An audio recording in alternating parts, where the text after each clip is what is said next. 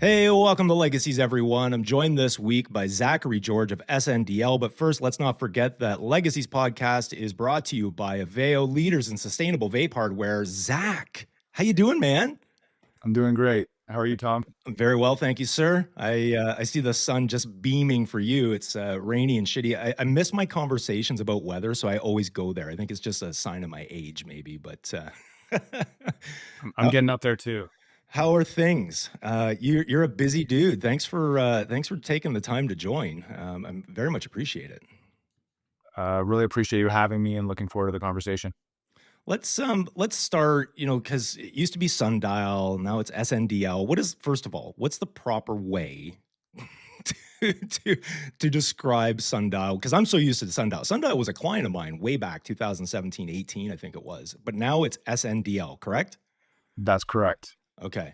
All right. So, and you joined the company around 2020. But first, I want to paint the picture and understanding because SNDL yourself, I mean, there's been criticism. Like, let's call it the elephant in the room, right? There has been criticism. You've got an asset manager with a background that understands capital markets moving in as this top seat position for SNDL.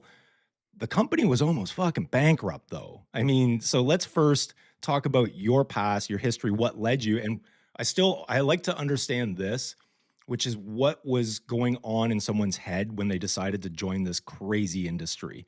So first, let's go way back, because you attended, where was it? Somewhere in the States. What school was it again? So I graduated from Brooklyn Law School, passed the Brooklyn New Law York School. bar, but never practiced law. So deviated a little bit. I know a lot of lawyers, so maybe this was a better choice. But anyways, take us through your background and what led you to SNDL.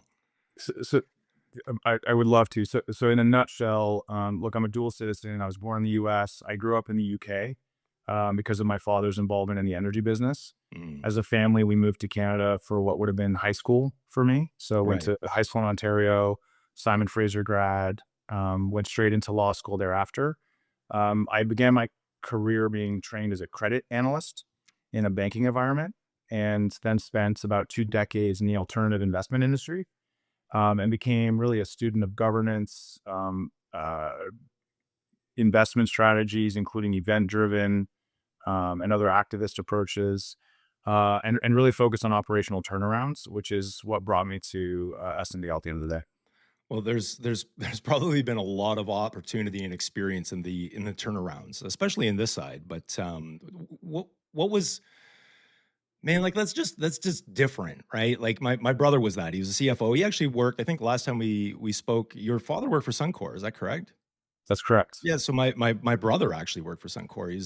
He wasn't the CFO, but he was VP finance or something. And I always struggle with understanding that because you're wired much differently. You don't view things the way I would, right? They're very analytical. Like your approach is very analytical. It's numbers, it's what's working, what's not working, and you get a little bit more of a clearer picture. But what drew you to, or where did the opportunity become presented that you were joining at the time? It would have been Sundial, but then SNDL, and then walk me through the restructure and why the name change, why all of that, the rebranding, etc. Yeah, and there's a reasonably logical explanation with that I can go through. So I actually joined the board of SNDL initially, and that would have been in late 2019, Okay. and then in early 2020 was named CEO. So I would describe Legacy Sundial as one of the last floats in the parade, so to speak, in terms of the IPO journey for a lot of these businesses. And they went public in August of 2019. Mhm. The company did have substantial challenges, and you reference criticism and being almost bankrupt. So from the earliest days, my role was really more of a chief restructuring officer than CEO from the outset. The company had built what was the largest pure indoor cultivation and processing facility, but it decided to do that in Alberta. Mhm. And the power grid exposure there turned out to be a significant problem in terms of competitiveness for that facility. They had purchased the largest glass house in the UK, which was in Mhm. Spalding, which was 2 hours outside of London, Right. and had taken on significant leverage where the marginal cost of debt was even above 18%. And so from day one, when I came in, our senior lenders, which were ATB and BMO at the time, were effectively trying to push the company into CCAA. So Mm, in year one in 2020, like success for the company meant avoiding a zero outcome for the equity. And that was job right. number one. And by the middle of that year, we had figured out a concurrent set of solutions to avoid CCAA, which included the sale of that UK asset. um, Great asset, wouldn't have wanted to sell it, but really had to save the business. A Mhm. large debt for equity swap or exchange, and then a very punitive, expensive rescue financing, which could ensure that we could make it into 2021. Mhm. And then thereafter, late in 2020, early 2021, we basically became a meme stock, for lack of a better description. What is that? Because you mentioned it the last time. I haven't had a chance to research it. I'm not a stock guy, okay? So, but what is a meme stock? I know what a like a meme Bitcoin or, crypto is, but what is that? So if you look at the case study around an equity like GameStop, for Oh, example, okay. Yeah. where there's a degree of popularity, there's some combination of qualities, characteristics that draw in a significant amount of retail investors. It may also draw in, because of the high trading volumes, high frequency trading firms and other participants. There Mhm. may be aspects of a company that has been heavily shorted by certain investors, which, Got it. if that short interest gets too high, can be forced to capitulate and run, hard the other way.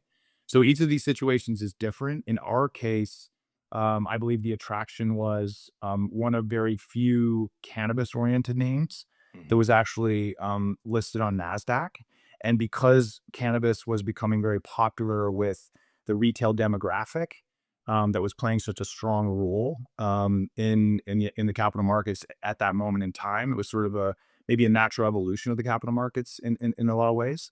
SNDL's got a lot of attention, and Mhm. the volumes were extreme. There was a day in February of 2021 where we saw over 3 billion shares trade in a single day. Wow. For a cup of coffee, the market cap was over 6 billion.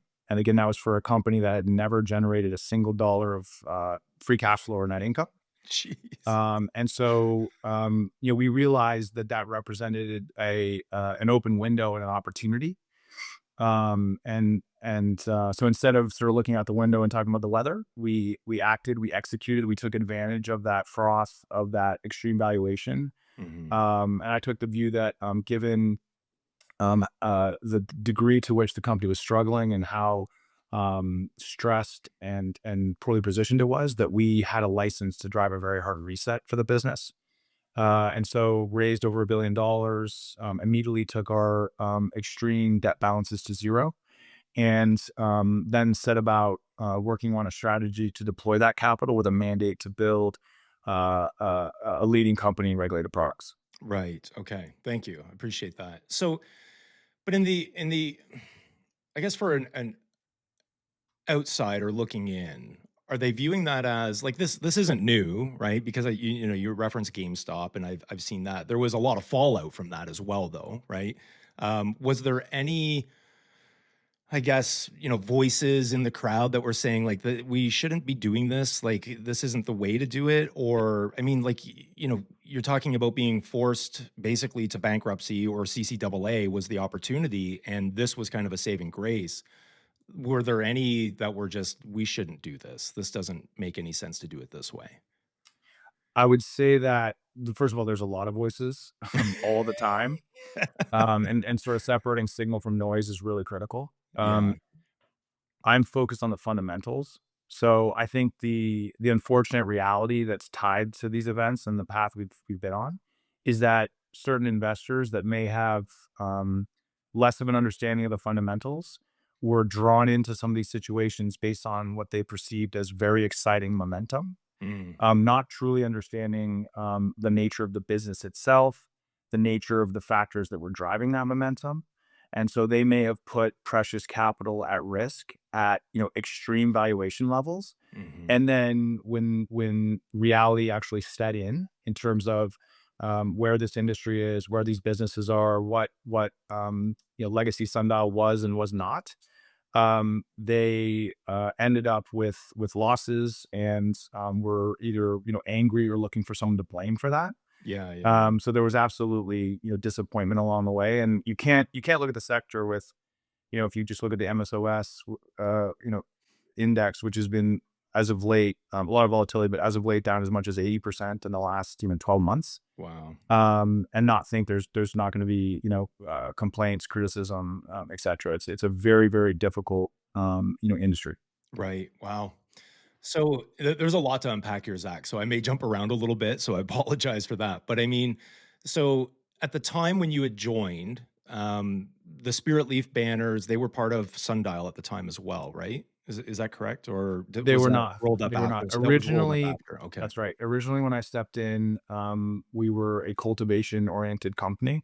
Right. Okay. The strategy that the business was founded on was effectively, based on this notion of, premium craft quality, cannabis at scale. Mm, That was the pitch, that was the path. And I think we've learned a lot about the realities of both the premium space and what it really takes to be competitive in terms of cultivation. yeah. So, while well intended, the legacy team, the development of that strategy, they wouldn't have been the only parties that were maybe misperceiving the opportunity set in premium, Mm, amongst many other factors. yeah. But so there was a big course correction from that. Once we got the balance sheet under control and knew that the company could survive, we had the opportunity to lift our heads up and really ask the question of, where do economic returns exist, in this landscape within Mm, cannabis? right. And there was two observations that were apparent at the time.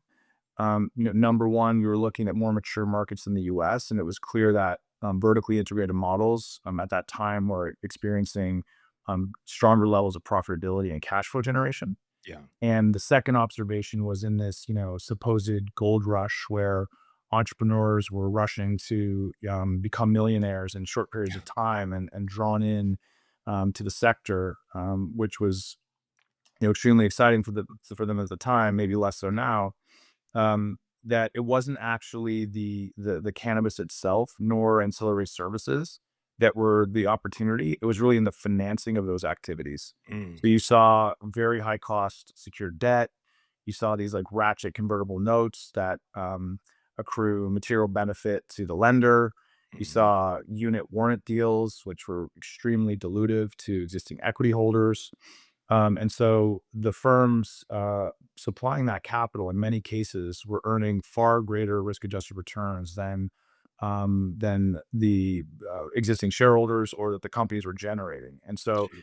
those two observations really became the two pillars that we drove our strategy on, which meant Mm, one, we were going to go vertical in Canada, and two, we launched a scale investment business and started deploying credit capital on both sides of the border, mhm. which has resulted in us being able to, in some cases, acquire really attractive assets and licenses to add to our portfolio.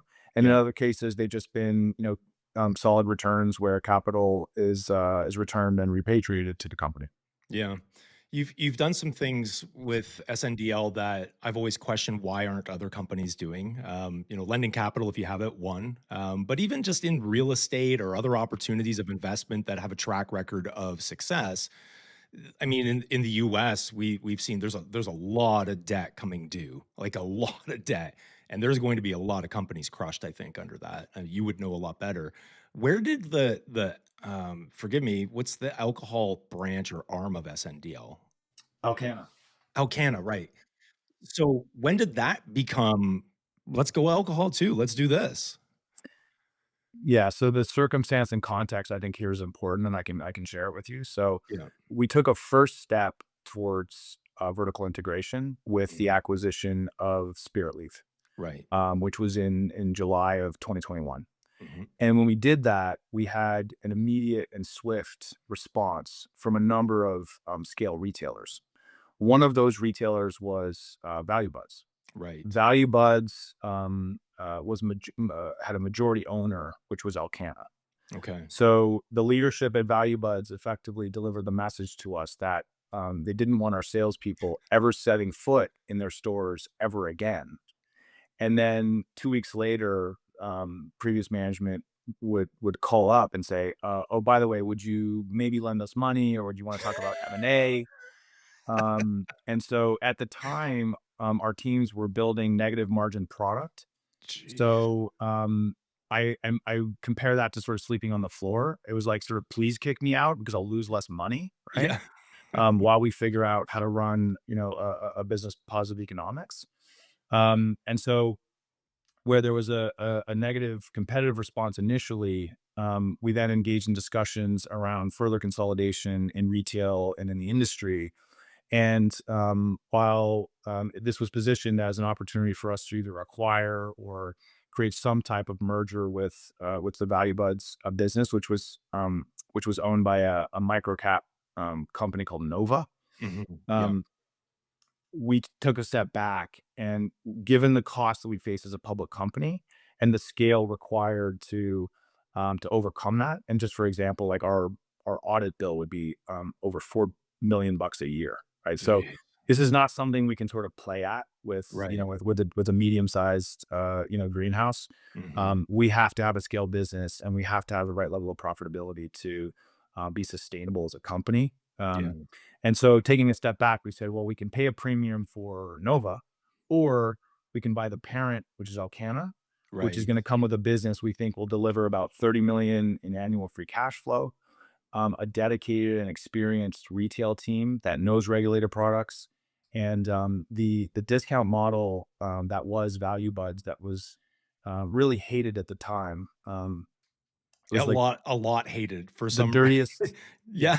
the dirtiest word in cannabis at one point, kind of sort of like 2021, 2022.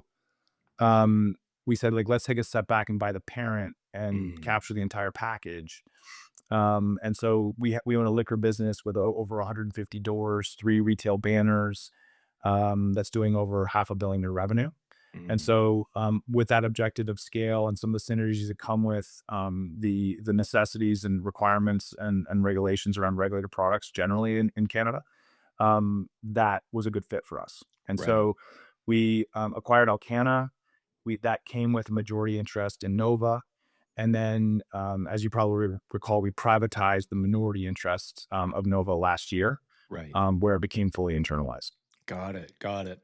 And what was the work to be done to shift? Because I think you're still not completely out of the woods, but it's getting there when it comes to value buds. What work and process? How did you analyze? Okay, we need to shift this because the perception was not the greatest. What was that work? What was entailed to do that? So I'm not sure if I would explain it that way. So Okay. to some, um, to some, I believe that Value Buds was seen as a threat. I believe Mm, at one point, certain retail operators were even appealing to the government to try to regulate prices because they were so concerned.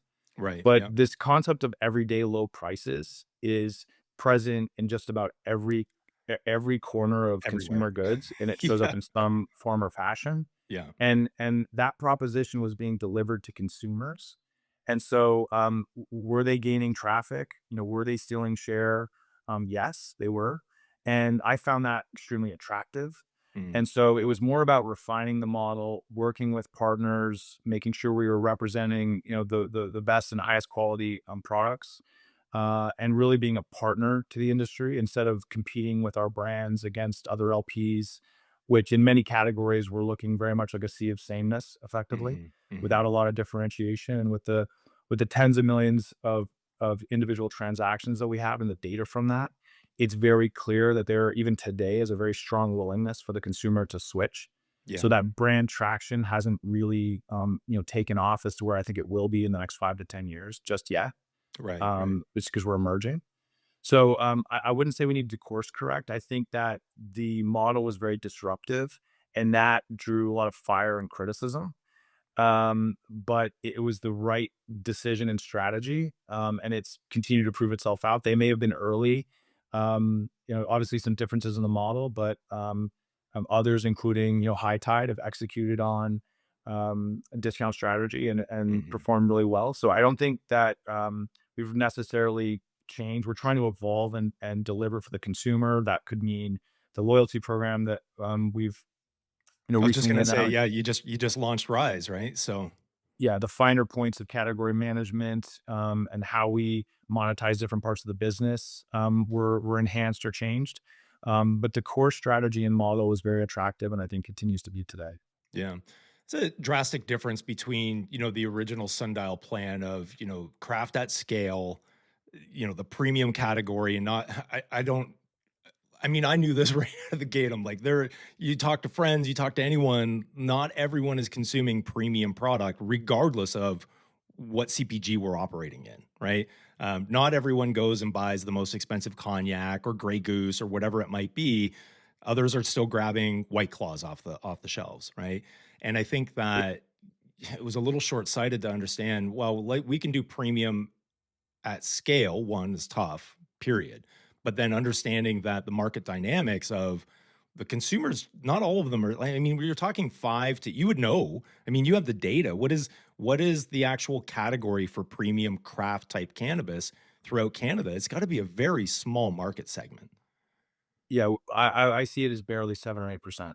I was going to say seven. Okay. So yeah. And so that shift, obviously, selling off the facility in the UK. Right now, you currently operate is it's two locations in Canada. What is that again? I forget. So we've evolved quite significantly, Okay. and we went in an 18-month period. When at the start, we had no exposure to retail, and then Mhm. 18 months later, we were effectively the largest private market distributor of both liquor and cannabis in Canada. Wow. So, dramatic transformation, somewhat violent in the sense of like these are very large integration projects. We have about 2,700 employees today that I serve. Mhm. I'm proud to work with, but we've had to let go over 2,000 individuals over the last 4 years. Yeah. So a lot of dramatic change to manage. We've since 2020, we've been able to grow revenue from 2020 through the end of 2024 by more than 15x. Mhm. So that growth, comes at a price, and the team runs very hard to try to operate to standards of excellence within the business. But certainly not easy, and change management is a big task for all the companies in this industry. Change management being a key word, and I want to touch just for a second because the public perceives and when they receive information of you've had to lay off or let go of 2,000 employees, they think that's just it's a business decision on with business, and it's not. I mean, SNDL, yourself, other management and executive, they take the brunt of that. I've been in that role, letting go of half staff of an employee of a company, and it sucks. Like, it fucking sucks, and it's emotional, it's very difficult to deal with, but for most, they just see the headlines. They don't see, the emotional distraught that you're going through in the background of this going, "Man, like, yeah, I've gotta correct this ship, like, I've gotta fix it, and this sucks." Can you express that somehow just so people understand CEOs sitting at the helm of these companies, like, you do have a heart? Because I don't think the general public understand that, regardless of industry either. It's not just specific to cannabis. Yeah, I think that was very well put. There's certainly a human side to this. I think you're trying to balance, really having the optimal team structure and design. This industry, as you know, brought in a very interesting mix of profiles in the earliest days, Yeah. and not all of those profiles were suited, for what's coming next in terms of the level of competitiveness that's required in the industry. And so you've seen a lot of change there. We don't Mhm. take any of these decisions lightly, and do they weigh on our segment leaders, on myself, on our board of directors? Of course. I tend to take the positive side of this, though, in that if you look across the Canadian landscape, you've got really incredible people, a very on balance, educated and highly skilled workforce. Most, if not all, of the people that we've let go are going to go on to highly productive work, to great opportunities, to new adventures. And there's actually nothing worse than being put in a role where you are either not suited for it, or you're being given an objective that is ultimately not going to work. Mm, And it's not really driving your career, your opportunity set. And so you can really focus on the negatives of a termination event, from an mm, employment standpoint. But it's a process. And I think that uh, the opportunity set for those that have realigned themselves either with other businesses in the industry or other opportunities entirely, is a very positive thing. yeah, yeah, and it's tough to deal with. I mean, let's face it, right? So you roll up in the retail, you've got Spirit Leaf, you've got Value Buds, and then the most recent, I think the ink has to dry. There's still some details to work out with the cost cannabis, correct? Correct. That's right. Yeah, and so that gives SNDL how many retail locations once that's complete across Canada? So we expect the 1CM transaction to close sometime in Q3, Okay. and we'll be well north of 200 locations at that point. Right. Okay. And then I want to bring that back now to loyalty. Loyalty, good on SNDL for launching a loyalty program, Rise Rewards. Is there loyalty in cannabis though? This is what like I don't see it. I guess I'm just not close enough to it as an operator like yourself and others that are in it. But I just go based on discussions I have, which are many. It seems people jump all over the place, maybe with value buds specifically because of that, the pricing structure, you're in and out, you know what you're going for. I don't know. I'm just curious. Do you see loyalty? Like I don't see loyalty in this industry. I believe that there is absolutely loyalty. Okay. And I'm not just saying as a self-serving statement. There are other business models that are building loyalty with the consumer right now. It's early days, right? So Mm, comparing them to the most sophisticated loyalty plans out there, I would point out like we just hired a CIO who worked for one of the most successful loyalty programs on the planet in mm. Aeroplan. At one Wow. point, A at one point, little Air bit of Canada's loyalty experience. program was worth more than the airline itself, even, Yes, yes, right? yes. But to Yeah. compare what we have in this emerging industry to those experiences that you and I have as consumers in other industries, I'm not sure it's quite a fair comparison just yet. Right. Okay. But I think you're right to question it. Is it strong? Perhaps not. Is the willingness to switch there? Yes, but it's important to remember that given all these marketing and sales restrictions that we have in the industry, Yes. the only point of contact where you can really own the relationship with the consumer is at retail, and so Mm. that's really where it's happening. And you see some of our peers and partners, putting out stats and growing those programs, and we're growing ours as well. Yeah, that's awesome. I think for some my criticism for part of it, I guess, is just some of the like you've brought in someone that understands loyalty. So good on you. But I've seen, these makeshift loyalty programs that don't go anywhere. There isn't actual any reward at the end of the day. It's, you're just accumulating points or you might get a 5% off if you give your phone number, right? And I've been highly critical on this, which is, the lack of marketing opportunity. I make it a point every time I go into a new retail location, "Do you wanna become a member?" "Yeah, I do. Here's my cell phone number. Here's everything you need."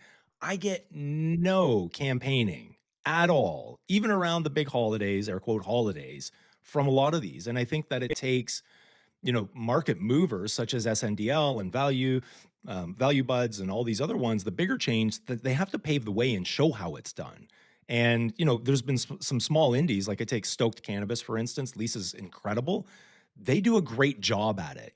Twice a week I get a beautiful email. It's a marketing campaign, sure, but why are some of these other operators not taking advantage of, as you said, we don't have a lot of marketing opportunities. You're not gonna see a big billboard anywhere. So, Mhm. well, not for a while anyways. What do you think that is? Is it just sophistication of the retailers, or the leaders? They've got too many things going on. I don't know.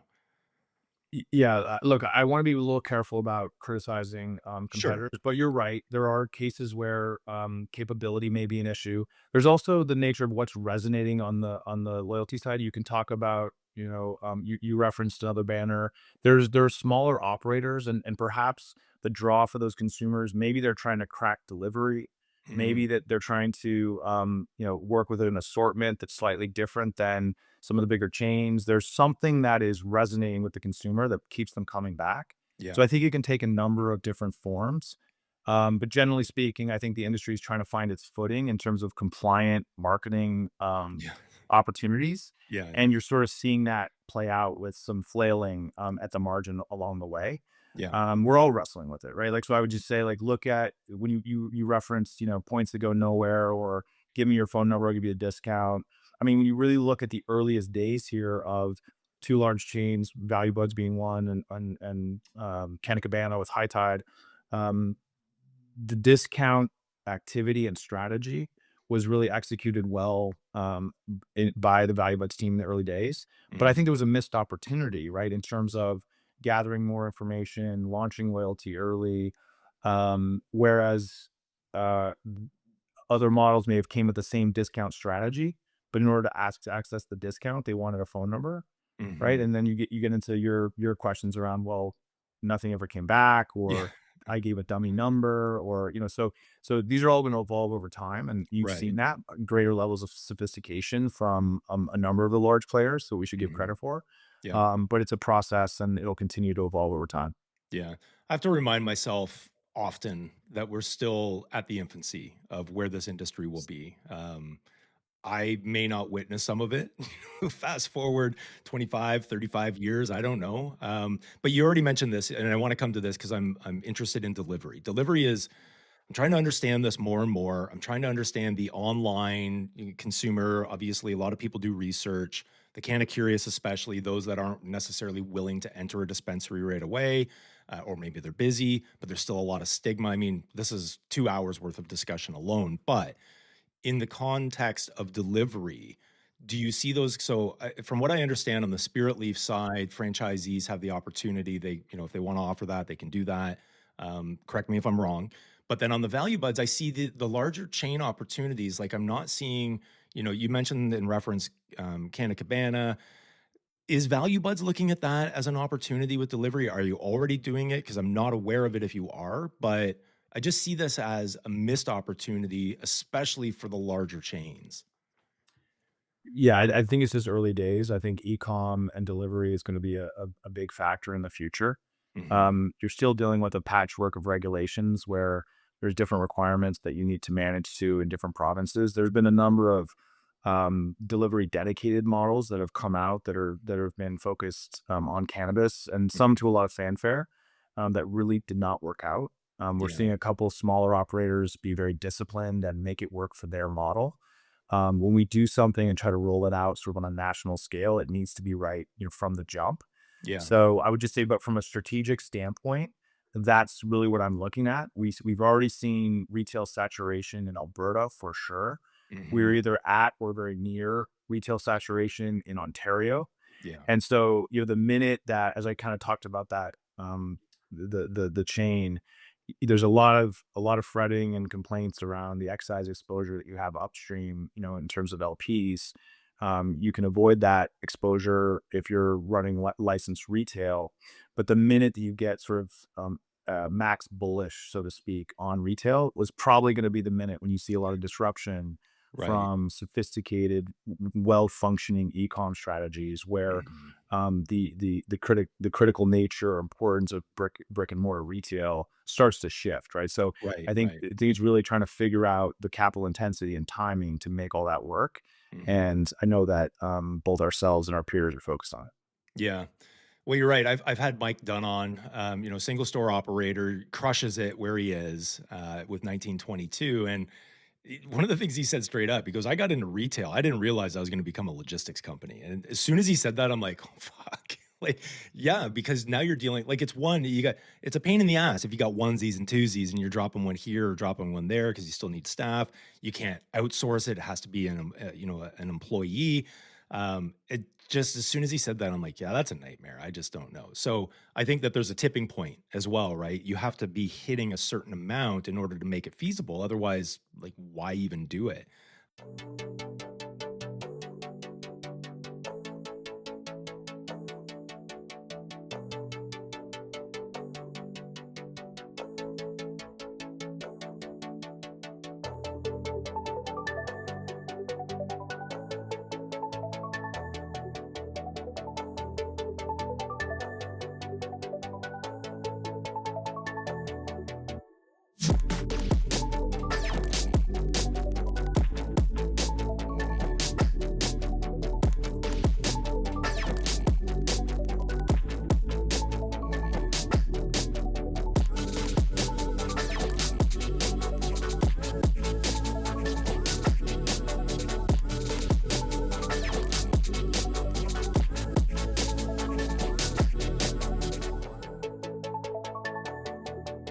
let's talk about sourcing for a second. I want to understand. Yeah, I mean, you guys buy probably the most flour in Canada, I would think. Is that even close to accurate? And this is just based on some of the Yeah. things that I've read. And are we Yeah. So close? And how much? it's fair to say there have been moments in time where we are the largest procurer of biomass in the country. Hmm. Tough to say if that's a true statement at this exact moment today, but we're Yeah, certainly one of the largest regardless. And we balance that with owned cultivation as well.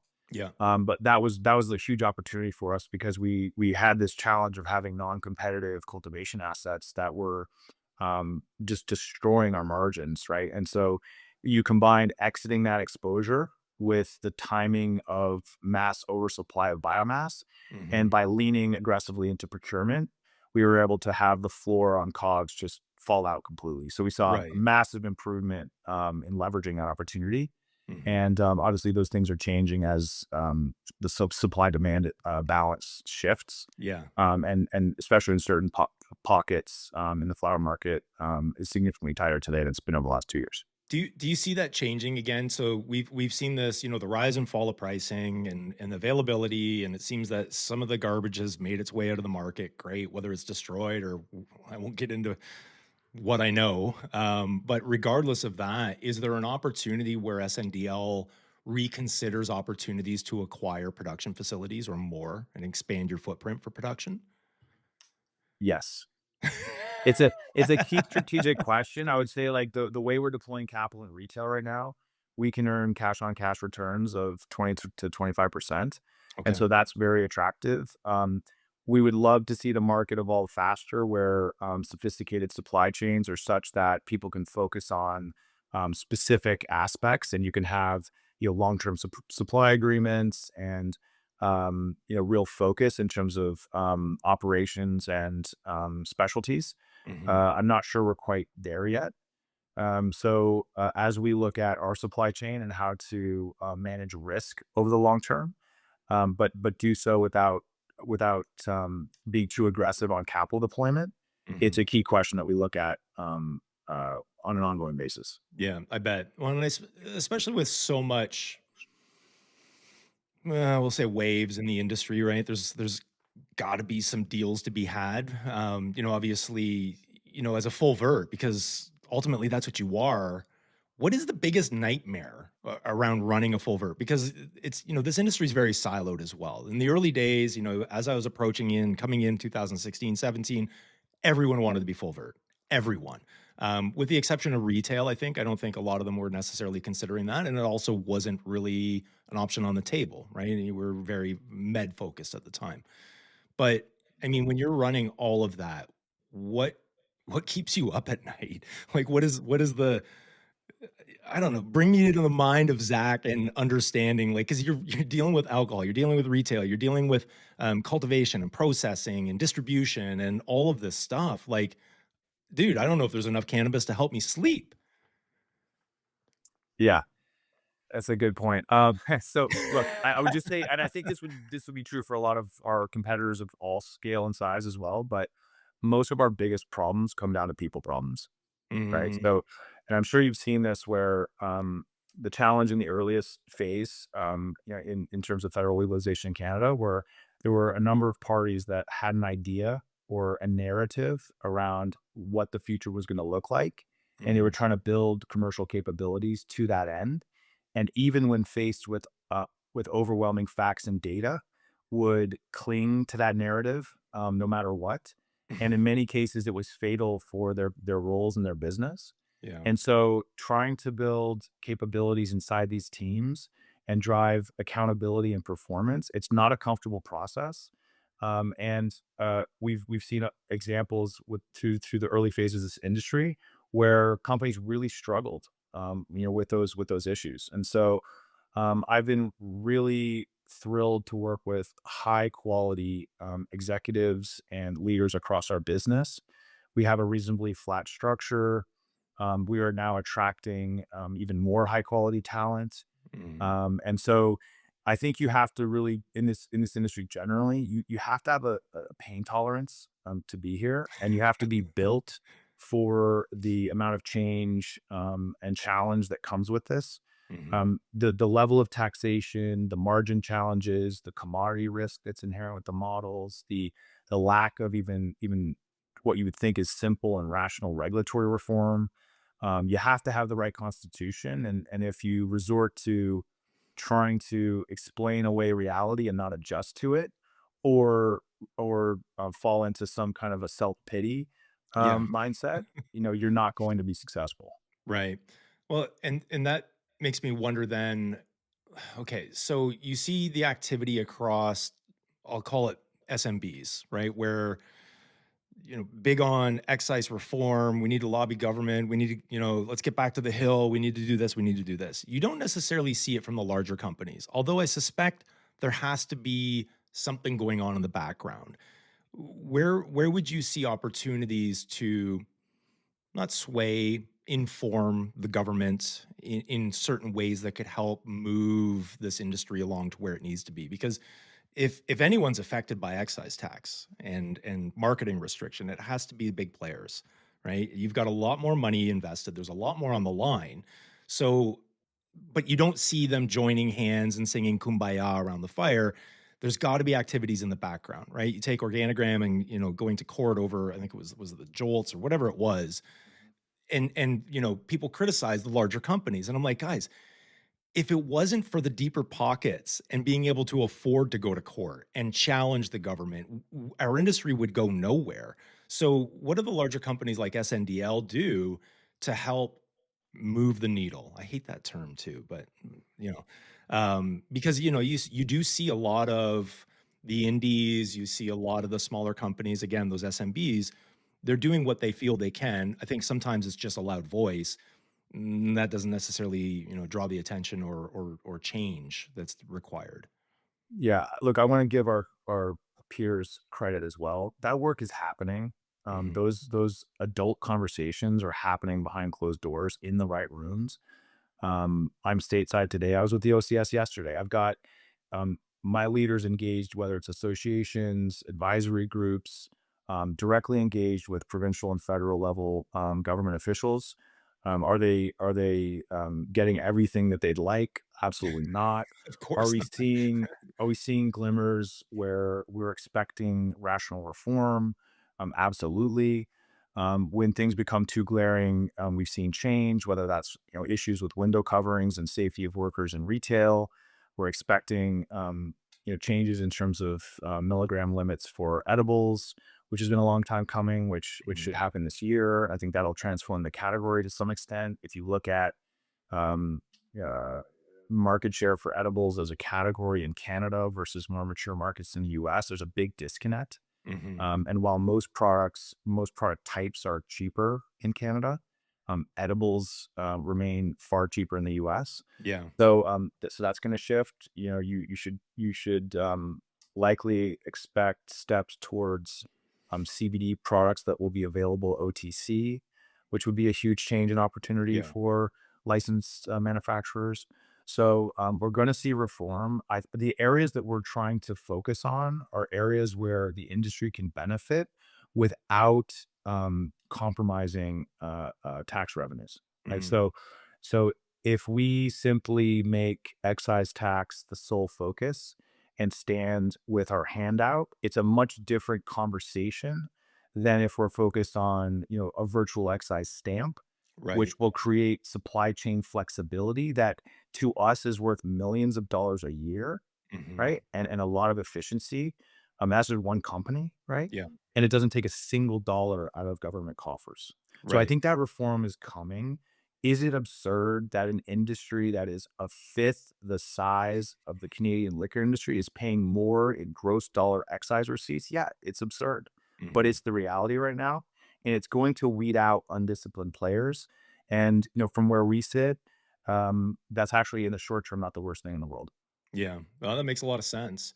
I mean, with your perspective, spending time in the US, having operations and understanding that, uh, the reason I'm thinking this right now, and I'll get to my question, is, I'm partnered with a company helping to usher them into Canada, and he's talking about can't sleep, and I'm like, okay, well, CBN, CBG, CBD, it's good, but it's not going to get you to sleep. You need a THC product. And I go on and I start searching at a dispensary near him.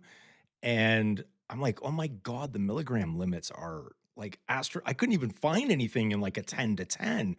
And so I'm going through this, but what would you love to see if you could pick one, something that you're seeing in the US? You can't use hemp either, by the way, hemp derived product. What would you like to see transfer to Canada? Some sort of knowledge or product reform, something like that the US is doing very well that we're not doing in Canada that would really help bolster the economy and the industry, I guess. It's a great question. Look, I wouldn't say that the US is necessarily doing everything well. There's a lot of Oh, I'm not saying that dysfunction state either. to This is state, not even right? close. Um, you know, I would actually point to if we are comparing markets and opportunities, I would say, um, and I won't stump for hemp, but I will. It's a reference here, which is Yeah. what you're seeing in terms of intoxicating hemp products and THC making its way into regulated liquor retail in the U.S. is a phenomenal opportunity, Mm. and we would love to see the same thing happen in Canada, and I believe that it will happen. Yeah, yeah. There are a lot of great uh, social objectives that can be met by this, right? Mhm. We talk about the medical properties of cannabis.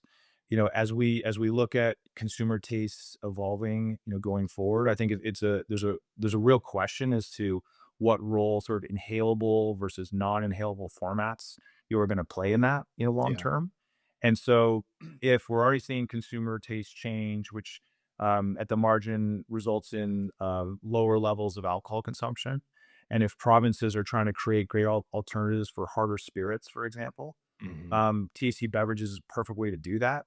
Yeah. Because the category is so small and insignificant in cannabis retail today, because you can't buy flats on the floor, there's storage issues, unit economics are not favorable yet because volumes aren't high enough, so they're still a bit too expensive. Yeah. These $6 to $9 cans like that, that's not going to cut it, right? Yeah. My Um, wallet hurts every time I buy one.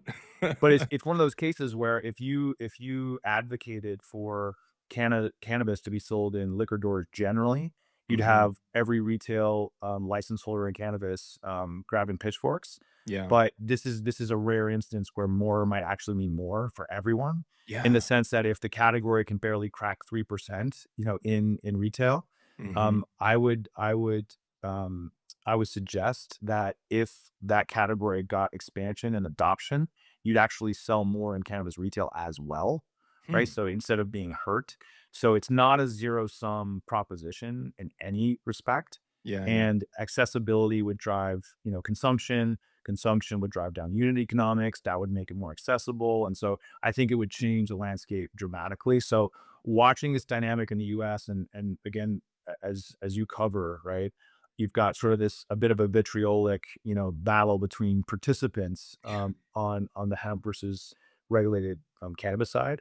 But just Mhm. looking at how these products are rolling out in liquor retail, knowing that whether you support or want to abolish the farm bill in its current form, the fact of the matter is Canada doesn't have that, right? So all cannabis Right. products are regulated together. That's right. So this Yeah. is about, what access do we want to provide? What categories do we want to see flourish in the future? And Mhm. so I think some reform in that area would drive a massive opportunity for the industry. Yeah. I've never looked at it that way, Zach. I've never at first it was because again, I get, there's always three sides to a story, right? There's the side, and then and the truth sits in the middle. And I've heard it all. I've heard angry retailers, all their, their life savings on the line, and then this gets introduced and you can buy it anywhere. And I'm like, okay, I get that from that side. But then I hear it on the other side as well. But you've just brought something up that it makes a lot of sense and I think if we look at it from there's still so much stigma in this industry, so much. Even to the point where if I leave something on the counter and it's got the T8 and it could be CBD drops, right? My wife will say, "Can you put those away?" And I'm like, "Do you like there's a beer fridge downstairs. Like, should I lock it?" Like what, and it's not an argument, but it's my point of, you know, let's stop stigmatizing the industry and the plant and the products. And it's just she's not against it, obviously, but she's just like, "Oh, the kids." Well, the kids are fucking teenagers. Like, if they want, they can go get it, right? But you're helping normalize, I think, by that approach where you're right. Like, it's 3%. Like, is that what it is? 3% of Not the even. Yeah. not even 3%. So now all of a sudden, you have these products available, widely available. I just think it helps to reduce the stigma as well. 100%. I don't know, maybe I'm fucking crazy. I don't know. And A get and the occasion opportunity, right, for consumption. yes, yeah. We many of us have held a bottle since we were, before we could remember as The infants, right? picture as a baby with an old Labatt bottle, "Oh, this is a funny picture," but and that was okay, right? That's fun. But, if I got a joint in my mouth as a baby, oh, that's bad. Well, it is bad, don't get me wrong, but, Zach, help me. Okay, there's the shareholder calls and the market calls and all this stuff. You have to sit in that seat. You have to be stick to a script potentially, I wonder, right? If What can't you share? What would you like to share that you just can't share in those types of calls, right? About the company, the future, what you're working on, what you'd like to see change, anything that you want to be able to express here.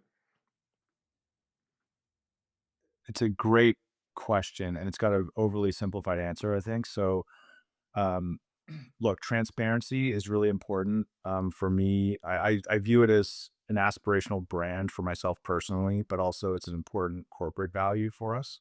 Mhm. Um, so, we need to be responsive, and we need to answer questions in a fulsome and accurate manner. If we want to be credible, respected operators, it starts with action, it starts with behavior, it starts with doing what we say we're going to do. So that's baseline, in terms of the value set for me. Mhm. In asking what can you not say? What I can't say, which I'd love to get into depth with certain investors, who are calling, who are concerned, who have capital at risk, whom I respect, is investment advice. Mm. So it's inappropriate as a fiduciary for the company for me to be, making claims about what the stock's worth, where it's going to trade, why it's trading this way, or that way. I can speak to the facts in the marketplace. I can speak to the fundamentals. I can speak to what our strategy is. I can speak to our milestones and accomplishments and what we're trying to achieve. But there are really limits in terms of how much we can help, because ultimately, some decisions must, lay with investors, Mhm. and it would be inappropriate for, a senior management team or a board to direct them in that end. Yeah, that makes sense. I guess I've tuned into as many as I can, not just on SNDLs, wherever I can. Especially with Shad Dales, right? He breaks it down very well.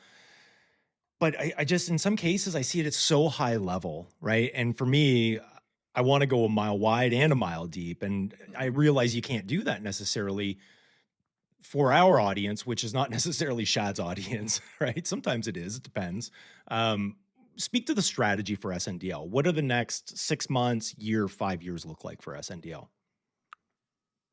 We've developed a 3-year plan, and we're targeting, a business model that's going to generate $100 million in free cash flow.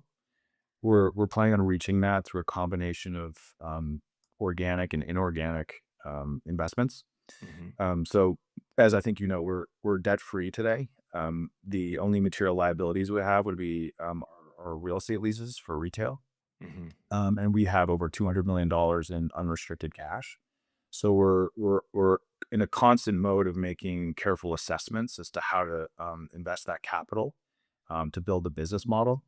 And in terms of our priorities, for that allocation, I would say first and foremost, and this is reflected in our recent action and the announcement of the 1CM transaction, but Canadian retail continues to be a focus and will be a draw, and priority in terms of capital deployment.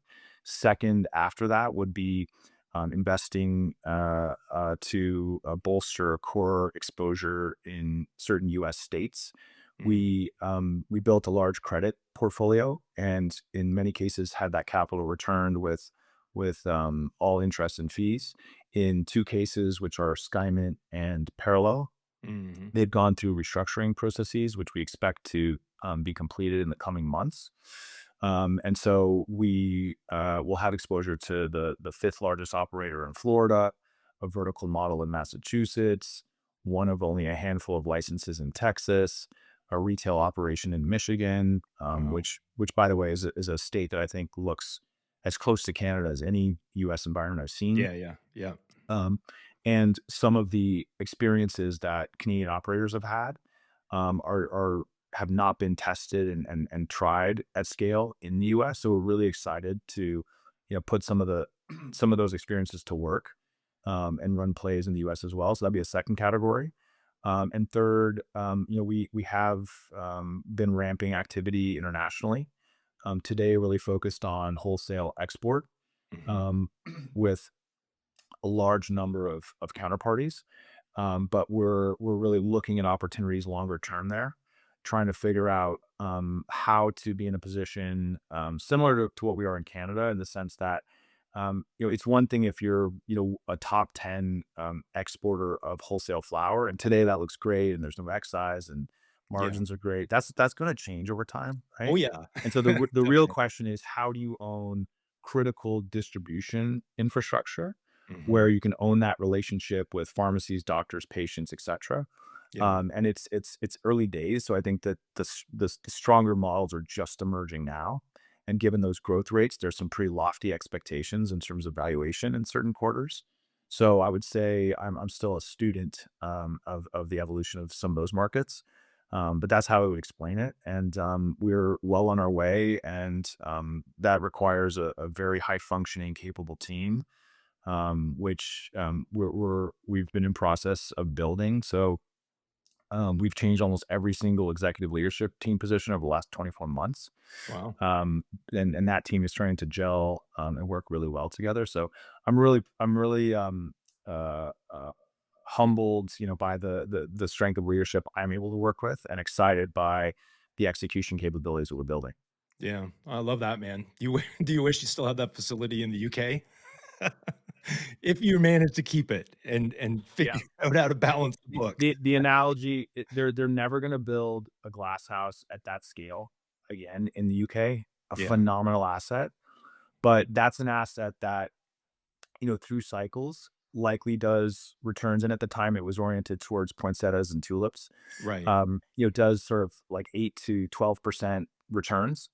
And Mhm. so you can't take an asset with a return profile like that and use 100% debt financing where your cost of debt is north of 18% and think that that's going to be a Yeah, successful yeah. journey, You right? might as So well put it on a credit card. Holy shit. so it's akin to, it was akin to cutting off the finger to save the arm effectively. Yeah, yeah, I bet. One last question. Well, so how long I've always looked at this differently, I guess, just with my background in real estate and real estate investing. And then I align it with the McDonald's model, right? So there's short-term, long-term leases, retail. I don't know many retailers unless they own the plaza or whatever it might be that own the real estate where the retail location is located. Is there a future where you see SNDL investing into the real estate side of the portfolio to own those locations? I mean, again, real estate long term always wins for me. Not personally, yeah, I've done okay, but I just see it as the McDonald's model. Like, how long do you have to have a location to go? Yeah, this is a great spot. We need to stay here. I'm going to buy the building. Is that something you've considered?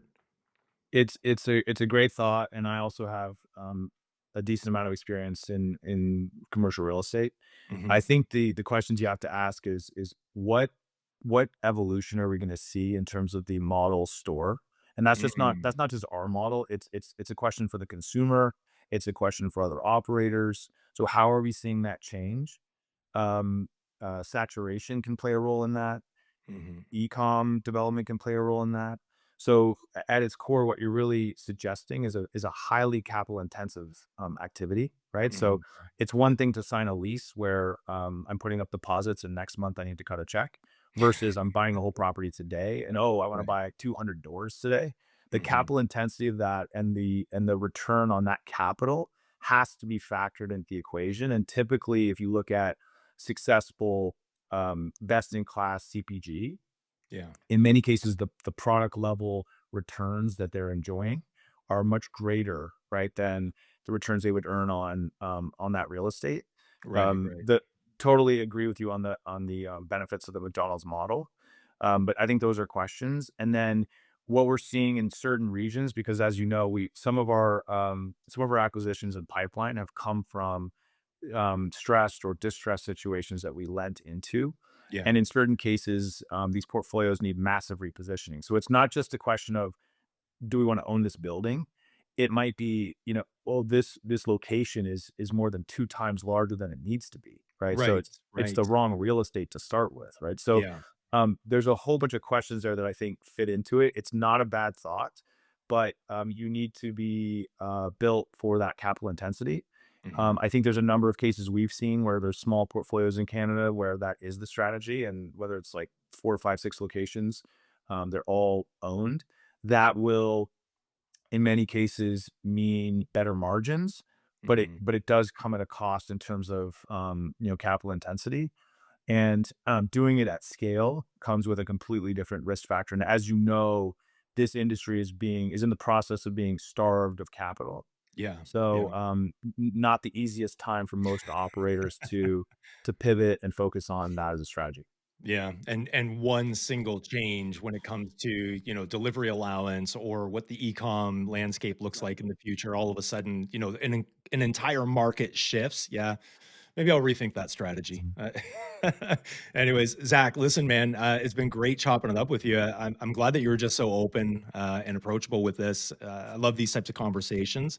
I see, you're moving in the right direction, and it's nice to see that. I know that there was a lot of turmoil in the early days, so it's good to see that you're getting closer to where you want to be. Hopefully, you're sleeping. I don't know, maybe high in your own stash. I don't know, but I appreciate you joining Legacies very much, and I look forward to the future with SNDL. Thanks so much for having me, and I hope you have a great weekend. Thanks, man. Appreciate it.